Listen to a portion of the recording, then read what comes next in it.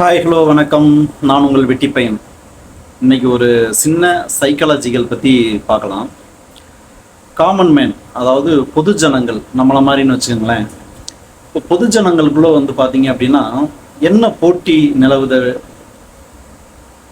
யார் அதிகமாக பணம் சம்பாதிக்கிறது, சம்பாதிக்கிற பணத்தில் யார் இடம் வாங்குறது, வீடு கட்டுறது, நகை வாங்குறது, பெரிய ஸ்கூலில் படிக்க வைக்கிறது, இந்த மாதிரியான போட்டி நடந்துக்கிட்டே இருக்கும். இப்போ ஒரு இடத்துல 100 பேர் வேலை பார்க்குறாங்க அப்படின்னா அங்கே ஒரு மேனேஜர் இருப்பார், அவருக்கு ஒரு ஓனர் இருப்பார். அதுக்கு கீழே பார்த்தீங்கன்னா ஒரு 100 வேலைக்காரங்களில் 2 பேர் போக மீதி 98 பேர் வேலைக்காரங்களாக இருப்பாங்க. இப்போ மேனேஜருக்கு பெருசாக எதுவும் போட்டி இருக்காது, ஓனருக்கு சில போட்டிகள் இருக்கும்.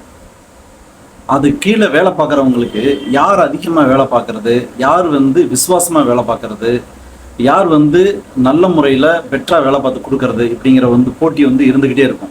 ஸோ அந்த போட்டியை மேனேஜர் தன்னிச்சையாக தூண்டி விடுவார்.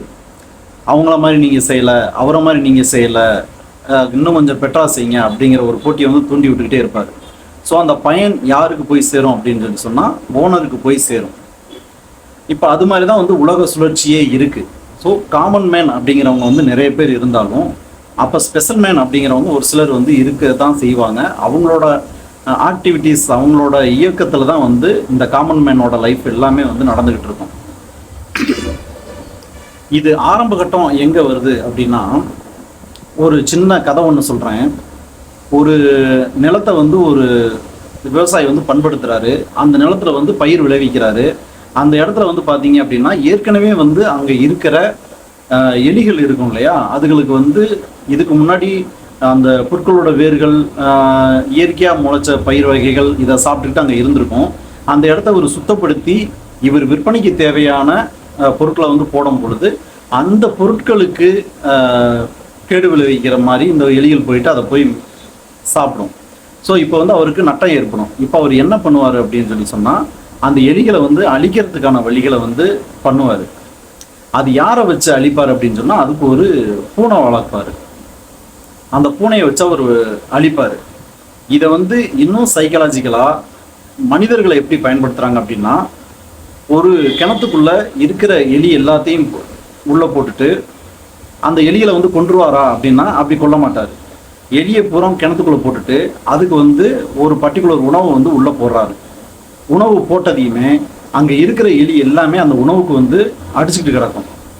ஒரு குறிப்பிட்ட நாள் அந்த உணவு தீர்ந்ததையுமே பசி தாங்க மாட்டாமல் ஒரு எலிக்கு ஒரு எலி தன்னோட இனத்தவே அடித்து சாப்பிட்டு அதோட வாழ்க்கையை உயர்த்திக்க பார்க்கும், அது வாழ பார்க்கும். ஸோ அது மாதிரி ஒவ்வொரு எலியும் ஒன்றுக்கு ஒன்று அடித்து சாப்பிட்டு கடைசியாக ஒரு எலி இருக்கும். இப்போ அந்த எலியை வெளியில் எடுத்து அதை கொண்டு போய் அவரோட நிலத்துல விடுவார். இப்போ அதுக்கு அங்கே இருக்கிற பயிர் பழக்கமாக இருக்காது. காரணம் என்னன்னா, அது தொடர்ந்து அதோட இனத்தவே அடித்து சாப்பிட்டு பழகி அதோட வாழ்வாதாரத்தை உயர்த்திக்க பழகிடுச்சு. ஸோ அதை கொண்டு காட்டில் விட்டதையுமே அது என்ன பண்ணும் அப்படின்னா அங்கே இருக்கிற எலிகளை எல்லாத்தையுமே அடித்து சாப்பிட ஆரம்பிக்கும். இவர் எந்த விதமான இடையூறும் இல்லாமல் இவரோட விளைபொருட்களை வச்சு பணம் அடைஞ்சிக்கிட்டே இருப்பார். அது மாதிரி தான் இங்கே சைக்காலஜிக்கலாக நம்ம குழந்தைங்கள்லேருந்தே ஒரு பையனை வேலைக்கு தான் அப்படிங்கிற மாதிரியே நம்ம பழக்கப்படுத்துகிறோம். அதுதான் இங்கே கல்வி சார்பு நிலையாக இருக்குது. அவனை வேலைக்காக தான் பழக்கப்படுத்துகிறோம்.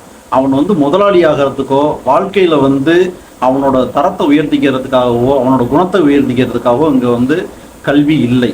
ஸோ ஒரு குழந்தைகள்லேருந்தே ஒரு நல்ல வேலை, ஒரு நல்ல சம்பளம் அப்படிங்கிற மாதிரியே ஒருத்தனை வளர்த்து கொண்டு நம்ம இருக்கிற காமன் ஜனங்களுக்குள்ள விடும்போது அவன் அந்த போட்டியில் கலந்துக்கிட்டு மற்றவங்களை தோற்கடிச்சு எப்படி நாம் அந்த இடத்துல ஜெயிச்சு வாழலாம் அப்படிங்கிற ஒரு வாழ்க்கையை தேர்ந்தெடுத்து வாழ ஆரம்பிக்கிறான்.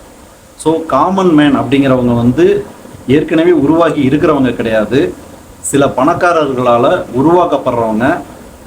அதுதான் உலகியல் இயல்புன்னு கூட இப்போ சொல்லலாம்னு வச்சுக்கோங்களேன். ஆனால் அதையெல்லாம் தாண்டி ஒருத்தன் யோசிக்கிறான் அப்படின்னு சொன்னால் அவன் தான் வெற்றியாளனாக வர்றான். அவனுக்கு கால சூழலும் ஒத்துழைக்கலாம் அல்லது அவனோட திறமையாகவும் இருக்கலாம். ஸோ எவனாவது ஒருத்தன் இதை யோசித்து அதிலேருந்து வெளியில் காமன் மேனை மேலேருந்து பார்க்க ஆரம்பிப்பான். அவனுக்கு அவங்கெல்லாம் சாதாரண ஆட்களாக தெரிவாங்க. அவங்களோட இவன் போட்டிக்கு போக மாட்டான். இவனோட போட்டி வந்து வேற ஆட்களோட இருக்கும். அந்த ஆட்கள் வந்து காமன் ஜனங்களை தாண்டி உயர்வான ஒரு இடத்துல இருப்பாங்க. ஸோ நீங்கள் புரிஞ்சுக்கிட்டீங்க அப்படின்னா உங்களோட போட்டியாளர்களை யாராக நீங்கள் தேர்ந்தெடுக்கணும் அப்படிங்கிறது உங்களுக்கு தெரிஞ்சிடும். கதை புரிஞ்சிருந்துச்சுன்னா கமெண்ட் பண்ணுங்கள். நன்றி, வணக்கம்.